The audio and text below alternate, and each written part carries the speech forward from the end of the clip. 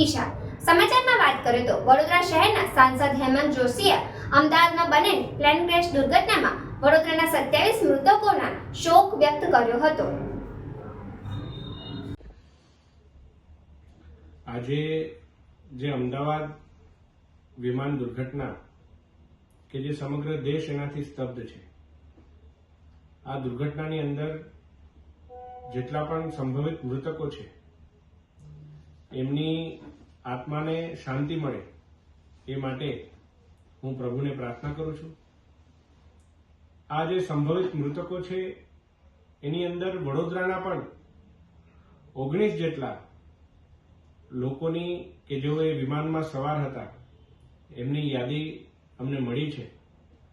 આ 19 નામની અંદર કલ્પનાબેન, કેતનભાઈ, સાદિકાબાનુ, ફાતિમાબેન, મરિયમબેન, આદમભાઈ, હસીનાબેન, અલ્તાફ હુસેન, યાસ્મીનાબેન, નેન્સીબેન, અપર્ણા, નીરજ, ઇન્દ્રવદનભાઈ, જ્યોતિબેન, વલ્લભભાઈ, વીણાબેન, ભાવિકભાઈ, સાહિલભાઈ અને તરલિકાબેન, આટલા નામોની પુષ્ટિ અત્યાર સુધીમાં વડોદરાના યાત્રિકો તરીકે થઈ છે। હું સર્વે આ યાત્રિકોના પરિજનોને આ દુઃખ સહન કરવાની ભગવાન શક્તિ આપે એ માટે પ્રભુને પ્રાર્થના કરું છું। અને હું હોય કે અમારા ચૂંટાયેલા પ્રતિનિધિઓ, માનનીય ધારાસભ્યશ્રીઓ, કાઉન્સિલરશ્રીઓ, અમારા સંગઠનના માનનીય અધ્યક્ષશ્રી અને વોર્ડ સંગઠનના પ્રમુખ અને તમામ કાર્યકર્તાઓ, અમે સૌ આમના પરિજનોના સંપર્ક કરી અને એમને ત્વરિત જ એમનો જો મૃતદેહ હોય તો એની ઓળખ થાય અને એમને વહેલામાં વહેલી તકે એમના પરિજનનો આ દેહ મળી શકે એ માટેના તમામ શક્ય પ્રયત્નો કરીશું। અમારા વોર્ડ સંગઠનના કાર્યકર્તાઓ અત્યારે અમદાવાદ ખાતે પરિજનોની સાથે છે, એમને ડીએનએ સેમ્પલિંગ માટે પણ મદદ કરી રહ્યા છે।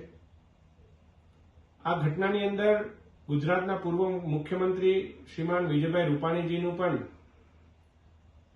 નિધન થવાના સમાચાર અમને પ્રાપ્ત થઈ રહ્યા છે। હું ભગવાનને પ્રાર્થના કરું છું કે એવા અદના કાર્યકર્તાઓને જ્યારે અમે ગુમાવ્યા છે ત્યારે આદરણીય વિજયભાઈની આત્માને પણ ભગવાન શાંતિ આપે અને એમના પરિવારને આ દુઃખ સહન કરવાની શક્તિ આપે, કાર્યકર્તાઓને આ દુઃખ સહન કરવાની શક્તિ આપે। માનનીય વડાપ્રધાન શ્રી નરેન્દ્રભાઈ મોદીજી, માનનીય ગૃહમંત્રી શ્રી અમિતભાઈ શાહજી અને માનનીય મુખ્યમંત્રી શ્રી ભૂપેન્દ્રભાઈ પટેલજી અત્યારે અમદાવાદ ખાતે આ બાબતે વહેલામાં વહેલી તકે તમામ મૃતકોના મૃતદેહ એમના પરિવારજનોને મળે, આ ઘટનાની ઊંડાણપૂર્વક તપાસ થાય અને એ માટેના તમામ શક્ય પગલાઓ સરકાર દ્વારા હાથ ધરવામાં આવે એની ચિંતા કરી રહ્યા છે।